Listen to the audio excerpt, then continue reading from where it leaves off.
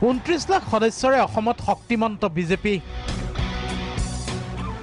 তিনিচুকীয়া কাণ্ডৰ পাছতে এই মুকলি মন্তব্য বিজেপিৰ ৰাজ্যিক সভাপতি ৰঞ্জিত দাসৰ যি সংগঠনসমূহে বিদেশী কি আৰু শৰণাৰ্থী কি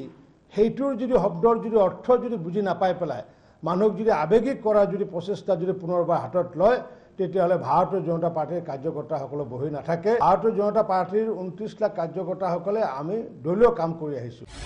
উগ্ৰ ৰূপ ধৰিবলৈ বিজেপি কৰ্মীক উচতনি এনে উদ্দেশ্য প্ৰণোদিত মন্তব্যৰ পাছতে তীব্ৰ সমালোচনাৰ সন্মুখীন হৈছে ৰঞ্জিত দাস দলীয় পৰ্যায়তে অনাকাংক্ষিত কটাক্ষৰ সন্মুখীন ৰঞ্জিত দাস বিজেপিৰ দিছপুৰৰ বিধায়ক অতুল বৰাই ক'লে এই মন্তব্য দুৰ্ভাগ্যজনক বিদ্ৰোহ কৰিছে আন্দোলন কৰিছে তেওঁলোকৰ মুখত কেইটামান টানকৈ কথা ওলালেও শব্দ ওলালেও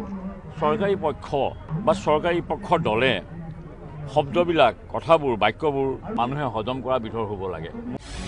দলীয় কৰ্মীক সভাপতিৰ উচতনি ক'লে প্ৰফুল্ল কুমাৰ মহন্তই এটা প্ৰভোকেট কৰিছে জনসাধাৰণৰ আৱেগ অনুভূতিৰ বিৰুদ্ধে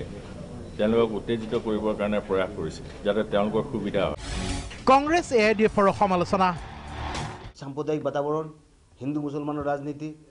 বেংগলী অসমীয়া ৰাজনীতি মানে এটা পৰিৱেশ সৃষ্টি কৰা হৈছে অস্থিৰ কৰাৰ পৰিৱেশ সৃষ্টি কৰা হৈছে যাতে ভাতৃঘাতী এটা সংঘৰ্ষ হয় যাতে মাৰামাৰি হয় দাঙ্গা হয় তাৰ পিছতে আমি ভোটত জিকিব পাৰি এনেকুৱা যদি উচতনি দি থাকে তেখেতৰ দলীয় কৰ্মী যদি এনেকুৱা দি থাকে আৰু ইয়াৰ ফলত যদি কৰবাত কিবা এটা অসমত হয় ইয়াৰ কিন্তু দায়ী কিন্তু ৰঞ্জিত দাস হ'ব লাগিব